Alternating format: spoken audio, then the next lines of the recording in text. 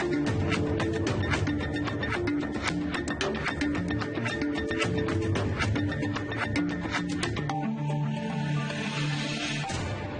afternoon, Tansei Anin. Welcome to APTN InFocus. I'm Daryl Stranger. National Indigenous Languages Day is on Friday, March 31st, this Friday. So we thought today's episode would be very fitting to take a look at Indigenous languages and the importance of keeping them alive. Now, across Canada, there are more than 70 Indigenous languages being spoken, with over 200,000 speakers. We will be putting a few of those languages in focus, including one that has been declared extinct. And of course, we want you to join in on our conversation. You can tweet us at APTN InFocus, or you can email us at infocus@aptn.ca. Now, before I introduce you to our guests, let's take a look at one of the many initiatives working to keep language alive. It's so important that people see that there's hope and there's an ability to get that language back. Started in 2017, the Ojibwe language strategy, called Anishinaabe Moda, is working towards revitalizing Anishinaabe language throughout Ontario. The program works with youth in preschools all the way up to post-secondary education and anyone who just wants to learn. The program is a partnership between Rainy River School Board, Seven Generations Education Institute, and Say It First, with 10 First Nation communities in Ontario. Say It First wants to reduce language loss and produce more speakers of Indigenous language. It's their creator, it's their language, and every action we take is helping somebody connect back. So it's not about ego, and it's not about I did this and you did that. It's how do we connect people back to their culture and their language? And I think and we've been unwavering on that. Educational resources from the program include books, videos, songs, and games for people to learn and practice their skills with the language. Heather Campbell is the Director of Education at Rainy River School District School Board. She says students taking Ojibwe courses in Fort Frances have been on the rise since the initiative started. There was a time where French was the dominant language, where you see more students taking French and very few students enrolled past grade 9. Now we are equal to, in some cases, surpassing the number of French students. So that speaks a lot to the relevance, the importance of language to our students, but also they're seeing it as a possibility in their futures. Seven Generations is an Indigenous-led educational organization that provides community-based and student-centered learning opportunities through language and culture. Brent Tukeny is president and a member of Couchiching First Nation. He says the importance of understanding Anishinaabe-Moan without translation is key to getting the full effect of the language and culture. Being able to sit there in a ceremony and understand what the elder's saying in the language, because as you know, literal translation of Anishinaabe into English, there's things that are lost. You need to understand the Anishinaabe in ceremony and in you know what we're doing on our communities, because there's things lost when you translate it to English, and so that's what's really important. One of the goals of the program is to eventually have those youth learning the language now to grow up and teach the language to the next generation. All of the program's resources are available for free online for anyone to access. Shannon, Mike, thank you, Miigwech, for being here. Shannon, would you like to introduce yourself? Yeah, Miigwech. Wawa take Ijugo Kindigo, Naging Siminikaning Nindonji, Nagig Nindotem. Ganiganashkang and Anishinaabe Moda no Kiwan. So my English name is Shannon King. I am of the Otter Clan. My community is Miigwech in Treaty 3. And my title, Ganiganashkang and Anishinaabe Moda no Kiwan, loosely translates into me representing the language work being done at Seven Generations Education Institute. And Mike, thank you as well for being here. Hi, thanks for having me. My name's Mike Parkhill. My friends call me Jingwak, which is white pine in Anishinaabe-Moan because I'm tall and I'm white. I'm non-native, but I'm very respectful of the language and the importance that the language means, the ancestry to the Anishinaabe people. Well, to start us off here, can we? I think we should just start simple. And what is waking up Ojibwe? I'll kind of leave that open to the both of you. Do you want to start, Mike? Yeah. Waking Up Ojibwe is the name of the project that's funded by the Ministry of Education. And it's a combination of 8 school boards have contributed into this program. And what we're doing is building out resources and programs and trying to get community-based language activities that actually work. And once we get those established, we then go out to the other 7 school boards in Northern Ontario to get them to propagate what we've already learned and what we've developed. Everything we do on wakingupojibwe.ca, and Shannon will talk about that shortly. Everything we do is editable, so anyone can use it in their own area and customize the material to fit their own way of speaking. But in a nutshell, we want to get people speaking 20 hours a week for 3 years so that they become conversationally comfortable and they can pass that language on at that point to community members and future generations. Well, Mike, you just mentioned the 20 hours a week. Where did that number come from, and how did you guys settle on that number? That's just a generally accepted number. I read it probably 15 years ago. I can't cite the source, but it seems to be consistent with the French language and other languages that are taught around the country.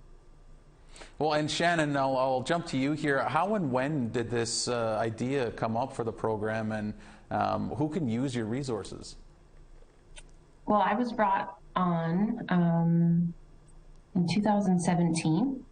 And so, Mike Parkhill, Say It First, had been working with 7 generations for a number of years, gathering data, working with communities, kind of building momentum towards this partnership with the Ministry of Education and the Rainbow District School Board. And so I came on, and really my job turned out to be just kind of engaging with community, finding out what their barriers to learning their language were, things that they were using that they found useful, listening to some of their suggestions and implementing those. And so taking,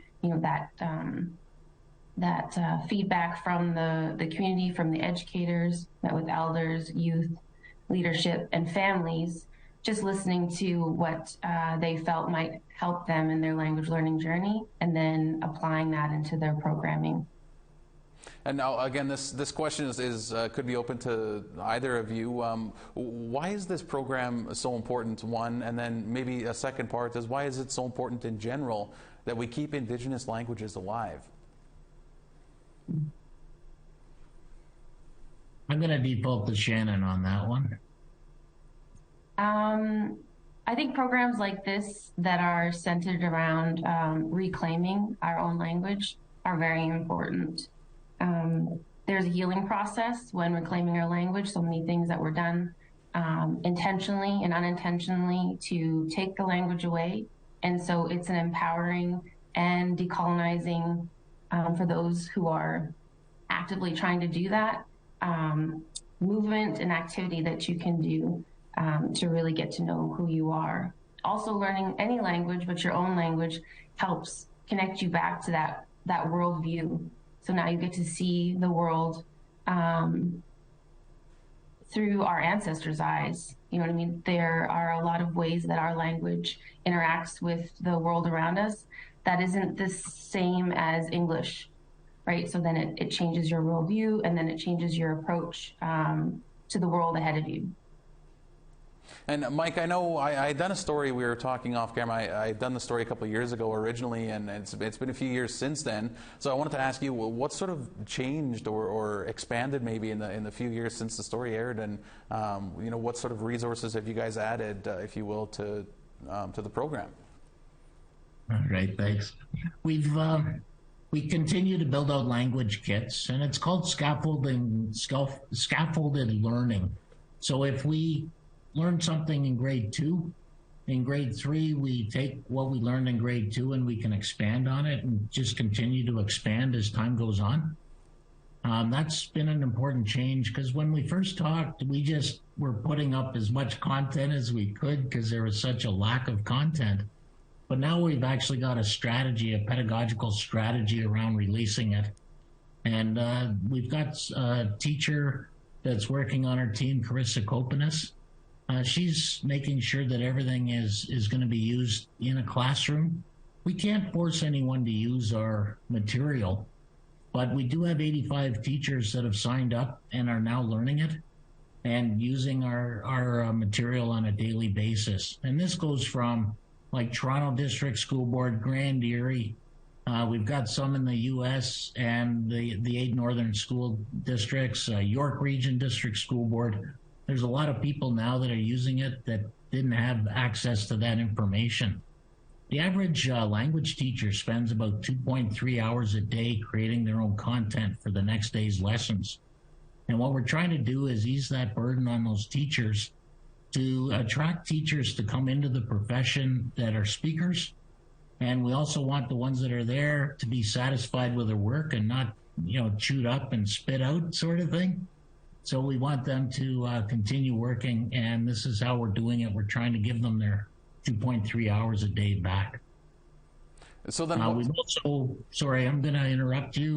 COVID caused us to change paths quite a bit.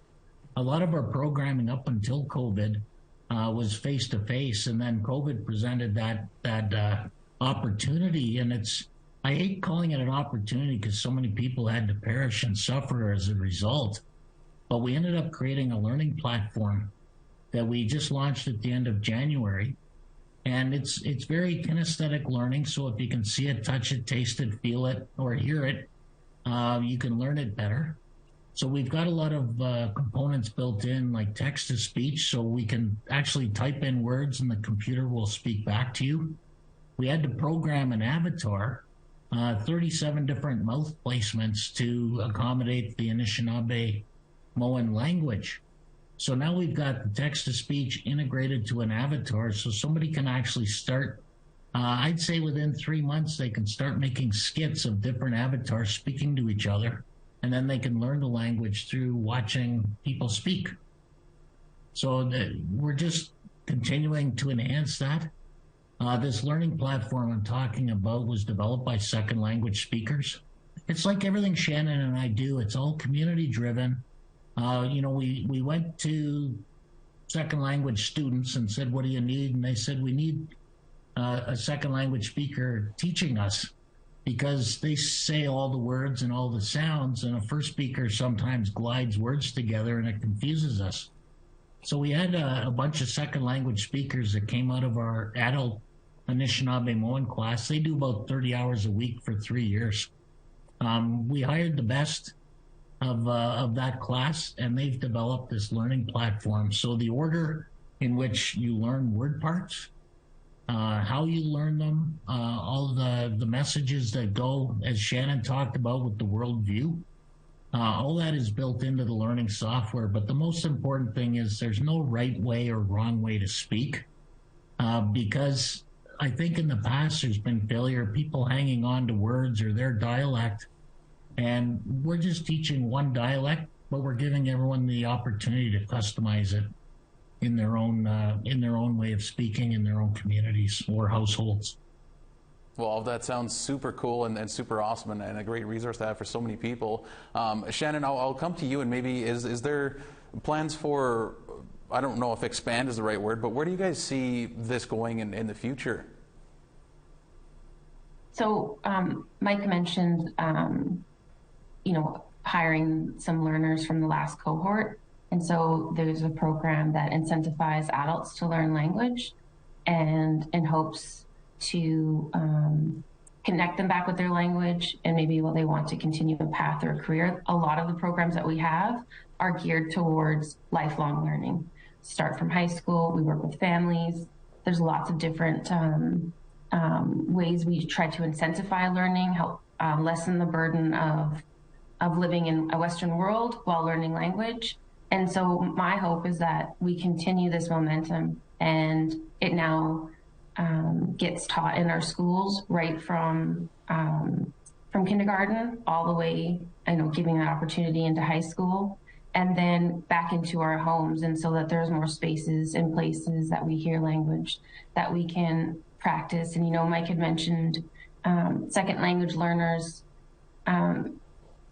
teaching. And the good thing about that is they teach and then it solidifies their learning. Also, they have an understanding of what it's like to be an adult and learning this language, and but never to replace that relationship with our fluent speakers. So just to kind of build that confidence in at least knowing or having a small foundation to have that conversation, and then move towards feeling confident, because there's something with us learners and fluent speakers. We really want to make them proud. We want to show them how much that we care for the language. We want to show them our appreciation for keeping the language all throughout our history in order for us to have it. And so that's kind of what building that confidence with another second language learner is really helpful, so that when we do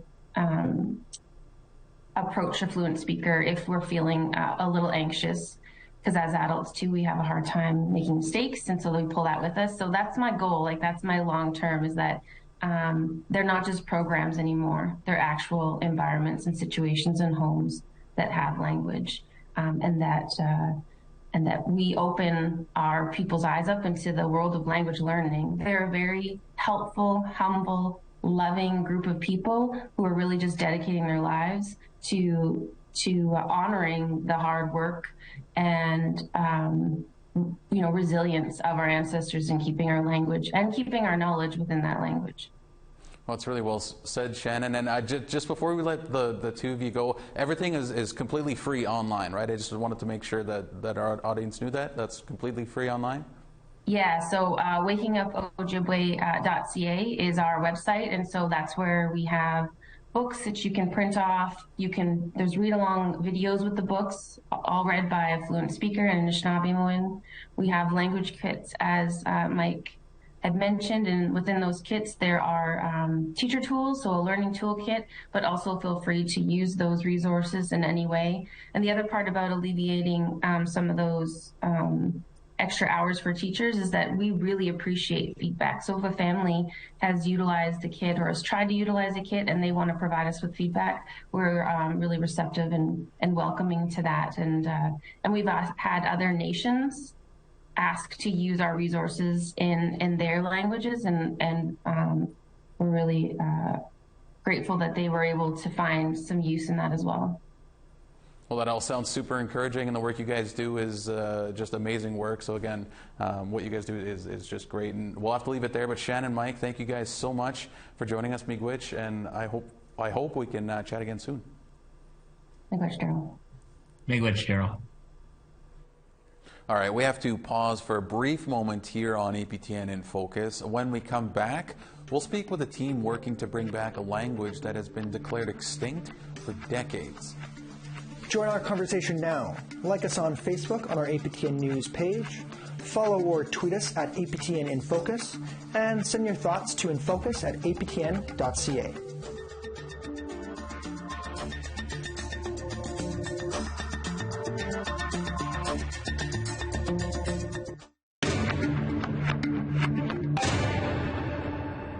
Welcome back to APTN in Focus. Our next guests are from the Qualicum First Nation on the West Coast, and they're part of a team working to reawaken the Puntalwitch language. It was declared extinct by the Canadian government in the 1940s after its last fluent speaker passed away. Joining us now is Jesse Rukama and Matt Andriata. Matt, Jesse, thank you so much for being here on In Focus. We really appreciate it. I understand, Jesse, are you able to introduce yourself in this language before we get the interview going? Yes. I'd squeal. Swat squish, Jesse, to watch and quatlaquam. So this is a good day. My name is Jesse, and I am from Qualicum. And Matt, you're still working on it just as much as Jesse, I understand, right? Hi Trail, Sat Squish na Matthew, Andrietta. I'm also from the Qualicum First Nation, and happy to be sitting with you today. Well, we really appreciate it, and it was a great job on the intros. I know it's probably a little hard with what you guys are doing, but we really appreciate it. It was a great job. Can you guys tell us what you're doing and the project that you're working on in regards to the Puntlich language? I hope I got that right. Yeah. Maybe it's best if we start kind of at the start, I guess. Our work kind of began in a more official capacity around 2018 through the continuation of a project that I had started at UBC, and then in partnership and communications through our elected chief, Gordon Michael Rakelma, who had formed a partnership with the provincial government, and a woman named Sarah Quinn, who works for the Ministry of Indigenous Relations and Reconciliation. And that's when funding started to flow a bit more. But previous to that, I know that Jesse and his mom and others in the community had been doing some work around the language as well. It's a language that's been labeled by anthropologists and linguists as extinct since the 1940s, and probably considered that for even longer. So that's something that we, as a community, we're feeling the absence and wanted to start undoing that understanding and reconnecting with the language. So that's kind of when the work started in a more official capacity. Well, Jesse, as Matt had mentioned, you and your family have been working on this. So what was it like for you, and maybe why did you get started in trying to revitalize this language? Back in my earlier interest of language, I kept hearing the phrase that it was extinct, and so what I did was I went to look up, see if there's any sort of documentation whatsoever, just Googling different forms of the spelling of Puntlich, and what I found was there was a set of documents at the American Philosophical Society in Philadelphia that had a bunch of Franz Boas's handwritten notes that he had documented of Puntlich back in the late 1800s. And so my mom and I had gotten in touch with somebody from there who was sort of in tune with the idea of bringing those sorts of knowledge and papers back to communities through repatriation. And so they were able to hook us up with those documents before they were digitized. And then at that point, I just started reading and started recognizing some words I knew from other languages, and really just started to get attached to the documents from there. And that's where I started working on it. Well, this question could be for either of you, but you guys had mentioned this project and how it's sort of picked up some steam, I guess, over the last few weeks and months here. But why is this project necessary? I mean, what prompted the need for this project to begin in the first place? Ooh. It's a bit of a loaded question, and I think you can really take that in a lot of different directions, right? I mean, languages are part of who we are. They're a part of how we understand the world around us and how we relate to it. And it's informed by the world around us, and vice versa too. So you're talking about a worldview. Mm-hmm. And during a time in Canada right now when conversations about reconciliation and healthier relationships with Indigenous people and the broader public are so prominent, conversations around the language and work around our languages, in BC makes up for over 50% of the linguistic diversity in Indigenous languages for all of Canada.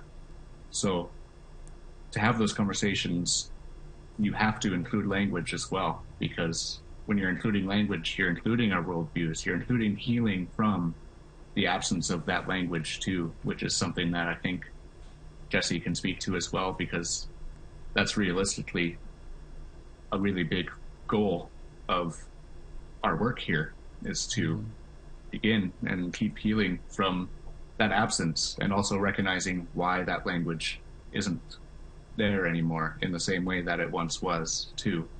So recognizing the problem and addressing it and undoing those understandings that are harmful. The word extinct is a violent word. Yeah. And oftentimes in relation with the language, it gets extended to ourselves as people and our culture and our ways of being. So I don't know if that answers your question, but that's really well said, Matt. Yeah, absolutely. And sorry, Jesse, just Matt had touched on my next question. Maybe why or what you guys are maybe hoping this project brings or comes from this project in terms of the language. I really hope that it gives us a sense of balance and understanding who we are in terms of our identity as Indigenous peoples, and it allows us to bring back a massive part of who we are in terms of practical goals. Like, I know long term I would love to see conversational fluent speakers again, but I understand, like, we're essentially coming from a space where we're almost entirely non-speakers and have been for a number of years. And when we get a project like this and building a type of momentum, we can sort of build it together and give ourselves that pride and understanding of who we are and how we understand how we belong to the land we live on. Because that's never been a question, but that sense of pride isn't always there. And we're really missing that. And that's, like Matt had touched on before, it's a big process of healing for us, and not even just coming to terms with the terminology of extinction, but just in terms of understanding who we are as people and how we belong to this land. And the land knows when we're speaking those languages. Our ancestors understand when we're speaking our language and where we're trying and how we're succeeding. So it's really a part of making those old people proud again. Well, yeah, I think part of it is picking up our responsibilities to our ancestors. That's something Jesse and I have talked about before. And, sure, these words were documented by a German anthropologist way back when, and that's what we're working with. But those are words that were left for us as gifts and teachings laid down at our feet by our ancestors. And it's up to us to pick them up and carry them forward, too, for the following generations. We're kind of just the start. We know that there's a lot of work ahead of us and ahead of our nation in general. And we're trying to lay the groundwork and the foundation in a good way so that Jesse's kids and the younger generations following us can continue picking those teachings and gifts up from our ancestors. Yeah, that's really well said, Matt. And I guess I could have asked this question maybe towards the beginning, but what is the current situation with the language? Is it are there lack of speakers? What's the current situation like that you guys are working with? We presently have maybe about 2 silent speakers, and that sort of their recollection of hearing language was from one of our passed on relatives that taught them just some vocabulary back when they were kids. Okay. And other than that, just even smaller handful of people who are, you could kind of say, learners. Right. Yeah. So the situation too is Jesse's taking on a lot of the reconstruction work, but we're working almost exclusively off of written documentation to discern and learn what our language sounds like and what it can look like and how we can build it ourselves too. And it's a language revitalization project, but it's also a reclamation project too, because we've got to take those things back for ourselves. And the way we're finding ourselves having to do it, Jesse has said this before too, is you're almost having to learn 5 different languages to start to learn ours. So there are some barriers. It is a different, very unique situation in terms of the work that we have to do in order to speak these words and get to the places where we might want to go with it. But that is a big part of the situation as well, is we're working off of written documentation, and that's not a traditional way that our language would have been communicated as well. So there's a few different levels of translation that we're going through, and it seems, from my perspective, watching Jesse work too, more closely with the linguistic side, there's it's a scientific, artistic approach Right. that is very unique and interesting as well. And I think that really speaks to how our languages came to be to begin with, right? Our traditions were born out of practice and experience and trial and error. And we're kind of taking on a similar journey right now too. Well, you had touched on it a little bit, Matt, but I guess I can now open this question up for the both of you, and that's, what's this project look like? What's being done within the project? Like, what do you guys do sort of on a maybe daily or weekly basis with this language revitalization, like you said, reclamation project? So I essentially go through the documents that we have, that Boaz collected from the knowledge of our ancestors. And some of those documents are English and Puntlich, and some of those documents are German and Puntlich, as well as a collection of 6 stories that were originally collected in German and Puntlich. And so I have been combing through all the stories line by line to find any sort of extra vocabulary that Boaz might not have documented in his vocabulary list. And I've been comparing the root words of the vocabulary with neighboring languages to sort of find the most likely similar word that can kind of guide us in a direction to be able to say the words properly and have an understanding of how the sentences were structured and all those sort of minute details. Yeah, Jesse takes on, again, a lot of the brunt of the linguistic side of the reconstruction work. And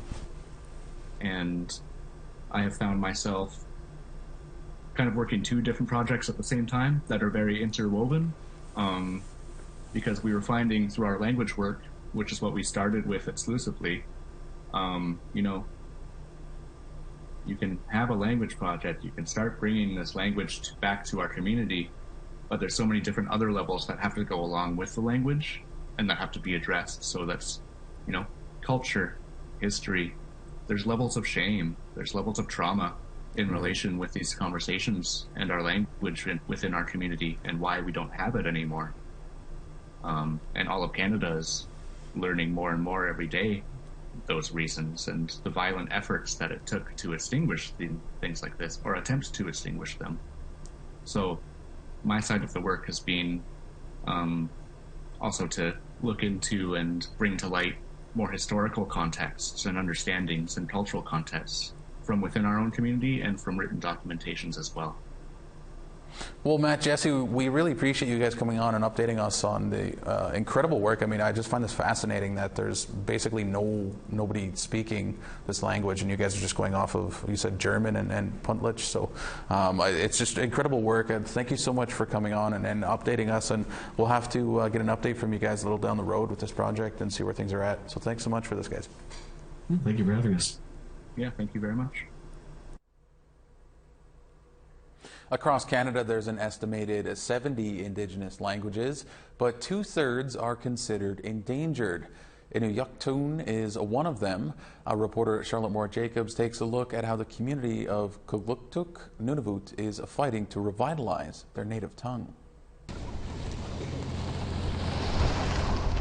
Jessamine Bolt has never studied Inuktitut at Kugluktuk High School. That's because there haven't been any Inuktitut classes offered in years. As a grade 12 student at the school, I want the opportunity to learn Inuktitut. If we, the younger generation, can have Inuktitut class, it will improve our knowledge and keep it from disappearing. But she's determined to change that. Here's her persuasive letter imploring the school to offer the local dialect. Elders might feel hurt that the next generation is not being educated in our language. I really wanted to fight for this, and I hope something gets done about it, because it was just an assignment at first, but now it's I feel like it's something more now. The roughly 1,600-person hamlet of Kugluktuk has deep roots in the Inuktitut language. But it's the most endangered Inuktitut language in Nunavut, a dialect that could be extinct in less than 2 generations. It was really weird that there is no classes here. It's our first language. It's a big part of our culture. Alicia Milton also wrote a letter to the school. She's been here since 2019, but is originally from Pond Inlet and fluent in Inuktitut. Well, language for me, I guess, would be our way of communicating and somewhat connect in a way. According to the Kitikmeot Heritage Society, there's less than 60 fluent Inuyaktun speakers remaining. The Territorial Minister of Education, Pamela Gross, says longtime language instructors are retiring, presenting challenges at delivering classes. We're looking to see what options are available to enhance the wage for that position particularly, and to increase that will hopefully be able to recruit more people from other professions. Rosemary Mayak is a respected Inuyak elder with nearly 50 years' experience in language instruction and curriculum development. Her resource books are written in such a way where the adult speaker is encouraged to interact and converse with the child as they absorb the language. She says a good language program must have an elder as well as a teacher working together. So that they're hearing the conversation, the language in use in a very active, functional way, and not just how some teachers tend to teach language. Here's a word, say it, repeat it, say it, but they don't know, if they haven't heard the language being spoken, it's hard for them to properly pronounce and understand. While it is true we can learn at home, we need the expertise of a teacher to make us fluent in the language. While Bolt and Milton missed out on studying Inuyaktun before graduating, their calls to action have been heard. A language instructor has finally been hired this January. Let's go to social media now with our social media editor, Jesse Andrushko, to hear what some of you are saying about today's topic. Jesse, what do you have for us? Thanks, Daryl. Online, we asked, what are some ways to revitalize Indigenous languages? We received a lot of insightful answers. Let's take a look. First, from Max, use as much of it at home. No matter what, continue learning. Share with your family, ask your elders. Joshua said, add all of them to the Official Languages Act. From Delaney, have classes for kids and adults on the weekend, pushing for more immersion schools in urban settings. Push for more cultural programs in general, printing dictionaries, have more interpretive practice at global events. From Joe, redub old cartoons, movies, TV shows, make a real deadly video game where you have to learn the language to advance to the next level. Gen said, immersive learning and culture from the beginning. Lindsay said, we have an agency here called Niawasa in Hamilton, Ontario that has 1 or 2 Anishinaabe bingo every month for beginners learning. Tiffany said, this has to be in our education. Starting as young as preschool, they are our future. We need to share our knowledge and language to them now. Thank you for all the great answers. National Indigenous Languages Day is this Friday, and we need your help celebrating. We want to share your videos of people speaking their language. All you need to do is record yourself saying your name, where you're from, and say Happy National Indigenous Languages Day in your language. Send it to us by emailing it to share@aptn.ca or message to us on APTN News Facebook or Instagram page. Here's a video of APTN CEO Monica Ile sharing her language. Kwai, Indaliweze Monica Ile, Alnambaskwa, Nea Odzi Odanak Mahokawangan. I'm also the CEO of APTN. I want to wish you all a happy National Indigenous Languages Day. Join our conversation now. Like us on Facebook on our APTN News page. Follow or tweet us at APTN InFocus. And send your thoughts to infocus@aptn.ca. All right, thanks for that, Jesse. We'll be back with more language talk in just a few minutes. Stick around.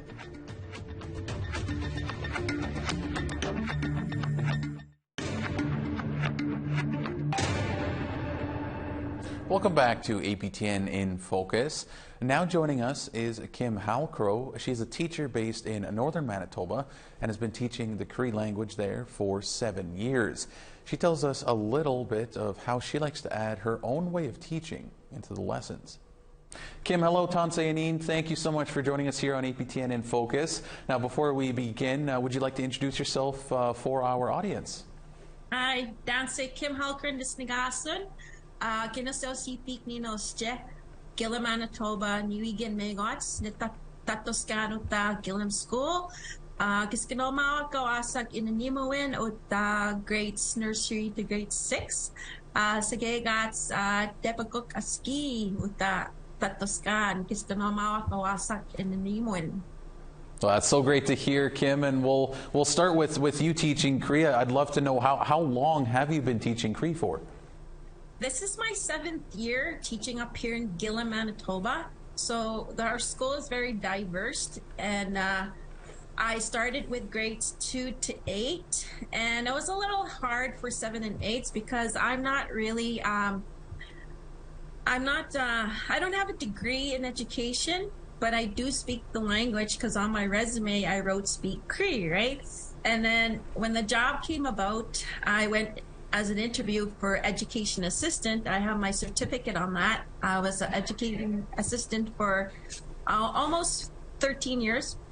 And then coming up here, the lady that I'm thankful to this day that basically handed me the job. And ever since that, I've been teaching here, and it's been amazing. And I love it every day, and like I said, it's my 7th year, and so it's been quite a journey. But in between that, I've been approached to do beginners Cree with Indigenous Languages of Manitoba and other organizations that I do beginners Cree. So I feel that's being a language keeper, what I was told, and so it's rewarding to at the end of classes, and I hear them individually speaking and introduction, which is very important to do in language, as you could hear what I did in the beginning. So, why is it so important that we are teaching Korean? We are bringing these languages not back to life, but we're bringing them more to the mainstream, and we're getting more people to learn these languages. Why is that so important, Kim? I asked my students that at the beginning of the classes that I do, and the majority of them they say it's because their grandparents or parents went to residential school, and they said that they weren't allowed to share because of what happened, and the students that I have said to that they're adopted, they knew that they were Indigenous and somehow they wanted to learn their language. And I know it's hard to begin at first. It was very sensitive, and once we started talking and got them in that environment of all of us are on the same page, wanting to learn the language no matter what, right? Mm-hmm. And then, so it was hard at first, and I told them, I said, you know what, I'm there too, because my parents and grandparents did go to residential school, and I have my father living with me, and we do speak. He speaks it very fluently, but there's times where I have a hard time speaking it back, but I do understand what he's saying, and I try my best to answer back as much as I could. And as for my family, they know a little bit here and there. There's that connection that you need to find to revitalize that language around. You have to be around that environment to really wanting to learn the language. Mm-hmm. And Kim, is there a best way to teach Cree? I don't know if there is. I mean, some people are visual learners, some are others are verbal. Is there a best way that you found in your 7 years teaching that maybe some students pick up on, or I imagine everybody is a little different too, right? Oh yeah, at the beginning I was doing little verb words like astam, come here, ape, sit, pitige, come in. And we started building those words up. And I love to sing. I do singing in Cree, because once we have that song, I break it up into lessons, and it just goes on from there. Nina is I, Gina is you. Okay, so it goes like this. Dance, dance, dance, Gina. Mona nato, mona nato, mona nato, Nina. Gina ma, dance, Gina. Mona nato, mona nato, mona nato, nista. So from there on, I would point to you, what would you be in Cree? You is Gina, and me is Nina. And dance, everybody knows dance, hello. And we've added dance, Gina, how are you? Mona nato is the reply of, I'm okay, I'm fine. Well, I think I just got a little mini lesson in Cree, and I'll have to maybe join your class so I can sing along with you one day. But I think you might have touched on this just a little bit a couple questions ago. But what does it mean to you, Kim, to be able to speak Cree and to be able to teach Cree? What does that mean to you? Well, our language is very descriptive, and it being very descriptive, it comes from your heart.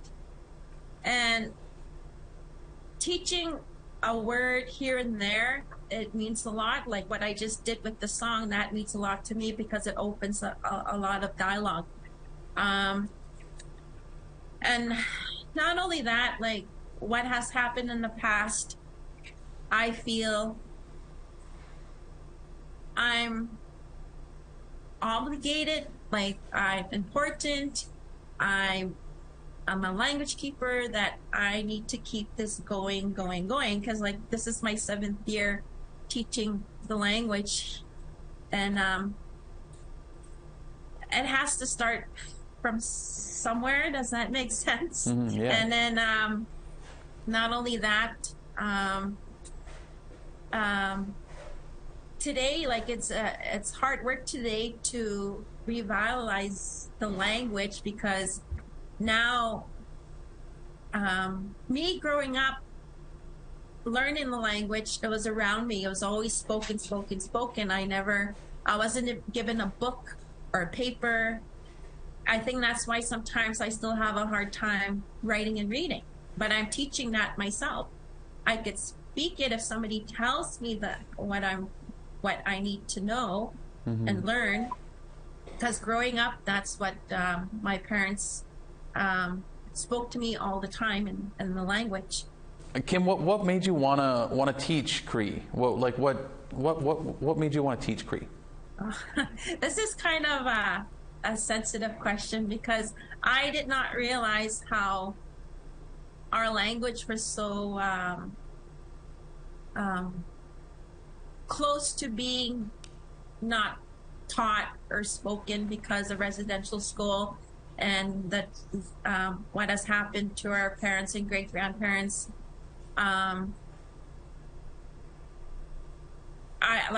We still have the mother tongue, and we need to revitalize and revive the language that way. And I think that's why it's very important to me, because I still have it, and I still have the opportunity here where I am and my family to continue on with the language. Well, that's a great answer, Kim, and we really appreciate you coming on InFocus. Again, I will have to maybe check out one of your classes, and maybe you can give me a lesson or two, and I can start with the basics. But thank you so much for joining us, Chimigwich, for your time. Thank you, sir. Thank you, Samaga. Well, that's all we have for you this afternoon on APTN in Focus. Again, March 31st, that's this Friday, is National Indigenous Languages Day. The day is an opportunity for Indigenous and non-Indigenous peoples to honor Turtle Island's extensive linguistic legacy. And we would love to hear from you speaking in your language. You can send a video to share@aptn.ca of you speaking in your language. All you need to do is record yourself saying your name, where you're from, and say Happy National Indigenous Languages Day in your language. Again, today's episode will be available as a podcast. You can listen and subscribe on aptnnews.ca/podcasts or find us on your favorite player. And if you missed any of our past episodes and you want to catch up, you can find them and more on aptnnews.ca/infocus. For all of us here, thank you so much for joining us. Miigwech Kinanaskamatin. Have a great day.